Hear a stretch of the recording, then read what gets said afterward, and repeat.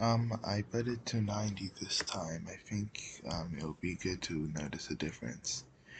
But insofar as I don't have a lot to say, this will be a very short video. If you could even hear me, um, I think it'll just be about, there's a thing I wrote. It was, I'd say it was a thread-ish thing I wrote. And I just want to read it out here because I don't trust, um, it not to get deleted because unfortunately things get deleted, and when that happens you kind of lose it forever, it's just gone. So what I think is the best choice to do in those sort of situations is to say it out loud, and that's what I'm gonna do here. I don't know if you can hear me when I close out like that, but what I said is I'm just gonna read out the thing that I wrote. If you could access it in the first place. I don't have much to say. I don't really have much to say, but I'll read it out. I'll say some thoughts afterwards. I realized something about culture and reterritorialization. Why do I have to prove that it's me? You can tell it's me because I'm the one who owns the channel. Why do I have to write in my own password? It's like I have to grab my phone now. You see, this is the kind of things I'm talking about. Now I have to go get my. Okay, got it. Oh, actually, 16. Whatever. Toss it. I hope it didn't break.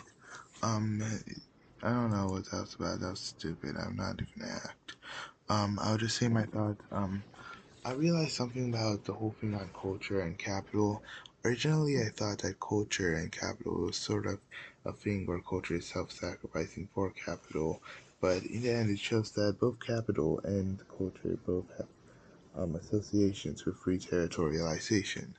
The counterculture culture dialectic thing is reterritorialization. Culture has the tendencies to reterritorialize itself, and that is what counterculture is. Counterculture, the reterritorialization process is also dialectic, but it can also be not dialectic if you want to take a Deleuzian approach. You could just say that culture reterritorializes itself constantly. Culture is both a traditional and progressive force because it never truly reterritorializes. Well, it never truly absorbs the thing. And I think that's basically what reterritorializing is. If you truly absorbed it, that would be deterritorializing. Deterritorializing. But it just arises inside of the community itself. A reterritorialization, which is basically a war against the counterculture that culture establishes through the reterritorialization process, it is not progressive. That's why acceleration is so important, because in an age where culture is reterritorializing and declaring war against its counterculture, you kind of have to take it into your own hands and take a ultra progressive, rad queer sort of accelerationist path in order to really take it up and fight against the culture, since culture basically entirely enwraps counterculture as a whole. Usually it's just difficult. And I was gonna say something else, but um the self-creating property of Yaldabaoth, which is the same thing as Yaldabaoth chasing its own tail, but it's in the form of existence. Yaldabaoth is a god of repetition. Yaldabaoth is a god of repetition. I mean, he's created through infinite repetition, which is how spirit kind of works too, right? Infinite repetition of death and life. But the way spirit works is it's that sort of ignorance that keeps you away from Yaldabaoth. Well, Yaldabaoth itself is also ignorance, but a sort of ignorance of ignorance. So while spirit is a repetition of death and life together as the same thing, a unity between death and life, um, Yaldabaoth is in a permanent stage of self-recreation, which is also repetition, because Yaldabaoth The thing about Yaldabaoth, though, is that his self-recreation, well, her self-recreation, of course, Yaldabaoth is a girl. I've already established that. I don't know why I keep. Um, Yaldabaoth, she is in a process of repetition, of recreation, self-recreation, which is unlike our self-recreation in spirit, because our self-recreation in spirit is the cost of us living. We must permanently always die because we live in a state of hell through lack, and through spirit, through soul and spirit, we will always be condemned to hell. However, Yaldabaoth, yeah, she is in a stage of self-affirming repetition. It's not about life and death becoming the same thing. Instead, it's about life being. She's always in a state of becoming alive, never truly alive. Yaldabaoth, in that way, isn't real, but becoming real, because she's true. True, but not real, existent but not existence. She is always creating herself and always becoming alive, always becoming real, always becoming, because that is the self-recreation of Yaldabaoth, different from us, which already became, and we die now because we became, and we become again. We are not stuck in the infinite thing of becoming, we are stuck in the infinite thing of life and death. Yaldabaoth, unlike us, is stuck in the infinite thing of becoming. You could say that that would be the true Holy Spirit of Yaldabaoth, right?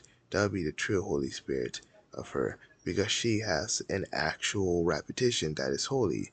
We have the, well, it's not really holy for her, because once again, ignorance and such, but it is what keeps her alive. For us, spirit is what keeps us going, what keeps us thriving and acting. Because spirit is our identity. Spirit for us is also bad because it's permanent death and permanent life. For Yaldabaoth, she has a spirit which is kind of that way, sort of antithetical to us. Instead, it takes neither life nor death. Yaldabaoth, unlike our spirit, which is life and death, Yaldabaoth is neither life nor death because she is becoming. She is living, not life, not death. And I don't mean living as in the process of being alive. I mean living as in the process of becoming alive. And so you could describe that as a sort of Holy Spirit for Yaldabaoth if you want to. But I don't really care. Either one. I guess it would be the Holy Spirit of Yaldabaoth, the infinite self-recreation, which brings her to existence. That's why when people say, who created God, it makes no sense. Yaldabaoth created herself through the emanation. That's also why, well, primarily, the whole trans thing. Because fundamentally, that is a dysmorphic understanding, and since femininity is an Ein Sof, and she is self-recreating from the idea of Ein Sof to the idea that she has now as hollow husks of material form, and all the sort of other things which she still connects to Ein Sof in a way, that would be gender dysmorphia. God has gender dysmorphia. This is something that Nick Snan said, and that is what the whole Ein Sof material husk back to Ein Sof sort of transitional thing that she'll never really get back to Ein Sof, because Ein Sof actually already existed in her through lack and absolutity, and Ein Sof was never an actual stage, yet it was to a point her. That sort of thing is something that just is. Okay, I'll read the thing now. Here's the description. You can find this on my old video, well, my former video. Yaldabaoth is both an actual divine being and a term for our society and entire world as a immoral god. Technically, that means being a pantheist by saying Yaldabaoth. The world, especially society as its core function, is God, and God may not be good by any stretch of the word, but I wouldn't consider it theism, as Yaldabaoth doesn't fit any expectation of godhood, and honesty is not worthy of praise. I actually disagree now. I don't hate Yaldabaoth. I don't hate Yaldabaoth. But I have to read this out. I said here that I hate Yaldabaoth. I don't hate Yaldabaoth anymore. It's fine. Yaldabaoth is us. That would be a self-hatred. That would be stupid. What do we gain from the self-hatred? We kill, accelerate, accelerate. What do we get from it? I would consider it theism, actually. It is theism, more theism than any of the suffered people. And Yaldabaoth works in the heretical Trinitarian model of lack as the supreme of the three parts of Yaldabaoth, and the nature community divided as separate parts. Community is obviously a link between lack and nature. Community is the link between lack and nature that fails as a link because instead it just causes more problems. Hegel kind of goes into that. Lack is the negating Ein Sof-esque model of divinity that Yaldabaoth doesn't recognize as divinity, so she tries to achieve divinity through the gnosis model, but will always fail. Nature is the attempt of materializing Yaldabaoth, which gave her her being and made her more than the original Ein Sof-acrid model of lack that is used to be her being before form. That also applies to the Holy Spirit of Yaldabaoth, and nature is the result of the Holy Spirit of Yaldabaoth, which is Yaldabaoth's recreating that she does consciously. The Holy Spirit of Yaldabaoth is not a separate being from Yaldabaoth. It is just a conscious action of Yaldabaoth, of permanent repetition of self-recreating, which is becoming. Nature kind of does that in the material husk of Yaldabaoth, which is the way she got gender dysmorphia. So yeah, also why lack is the most important, because lack is Yaldabaoth before anything. The Ain't Soft model and such, but lack is also Yaldabaoth's heart and, Yaldabaoth's soul. It's Yaldabaoth before anything Ain't Soft. It's also Yaldabaoth's heart and soul. Community is the connection to Yaldabaoth found in the unification of separate souls/spirits as a singular group, which causes the self-reflection of the other, or sublated self-reflection, and allows Yaldabaoth to self-reflect as well. That is the combination dialectically, mixing nature and the soul together. Nature and the soul mixes together, and that is what creates this whole thing. And the nature in the souls mixing together is community, and that is why community is the damned dialectic, the failure of a dialectic, because it fails as the solution to nature or soul. It just becomes its own thing because it was meant to sublate it, but it fails. It fails. Community is how Yaldabaoth continues to create herself and act in herself in order to achieve divinity.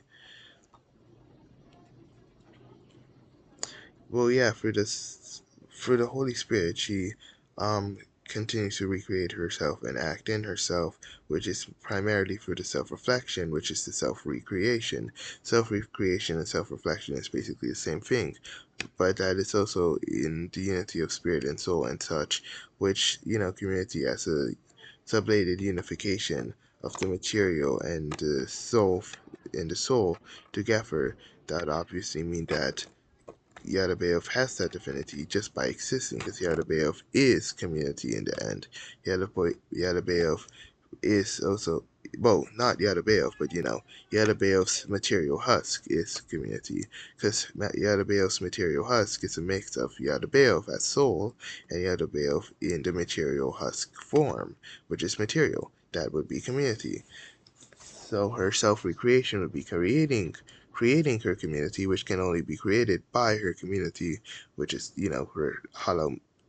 her material husk, because community can only self-reflect to self-recreate. The Holy Spirit. The Holy Spirit is in line with community and such. Through self-reflecting, she tries to make herself more defined in order to achieve perfection and to exist at all. To be in any sort of form is trying to self-reflect and self-recreate, but ultimately there is no end to self-reflecting nor self-recreation. Killing Yaldabaoth requires accelerating her, accelerate lack to absolute nil, extinction, accelerate nature to absolute apathy, nihilism, accelerate community to absolute singularity, communism, and you must do them all in one unified action. Unconditional accelerationism does all three. Yaldabaoth is the eternal self-creating being that chases her own tail. She tries to achieve her own divinity because she is misled. She is stuck, like the trans woman of next dance, trans-nihilism, in an infinite cycle of trying to become something she both already is, yet also can never truly be in its pure entirety.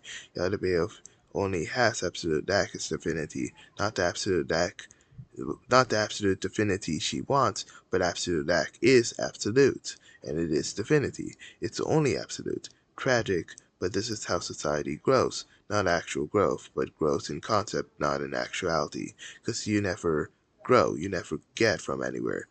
Like I said, like I critiqued myself for, you don't go from one place to another. You don't go from nature to culture.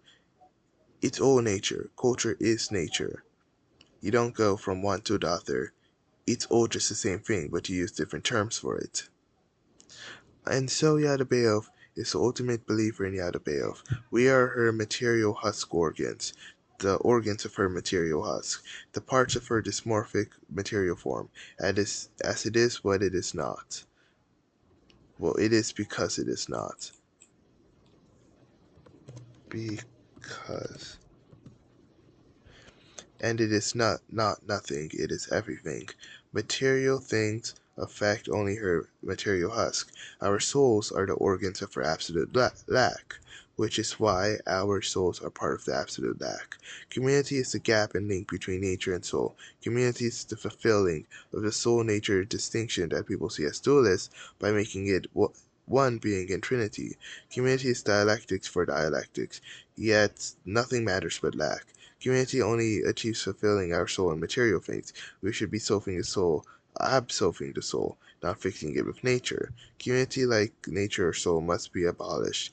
The soul is only achieved as mystical and connected to Yaldabaoth when spirit is killed. Spirit holds soul back, and to accelerate and kill Yaldabaoth is to be Yaldabaoth. Spiritual death is needed to accelerate Yaldabaoth, achieve soul mysticism. What that means is you have to go for a sort of spiritual death, which would kind of be considered like ego death, in order to truly emancipate the sort of soul spirituality, the soul nihilism, which is one of the same, spirituality and nihilism. By becoming a spiritual and a nihilist at the same time, you have to kill off the spirit. Because when I say spiritual, I mean mystical. I do not mean spirituality as in through spirit. I mean spirituality as it means mysticism. Because the only way to achieve that sort of spirituality is ironically by killing the spirit. Ego death. But a true ego death, not the constant ego death that is spirit itself, basically.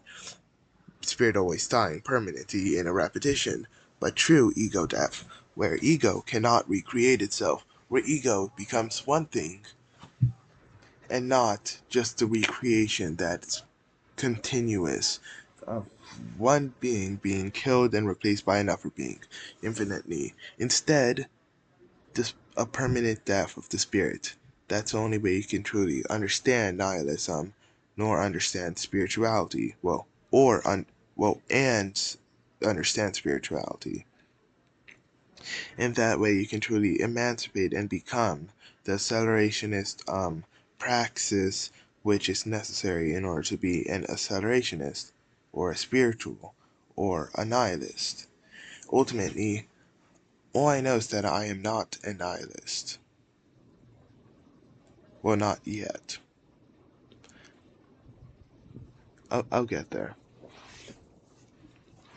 I guess that's all I have to say.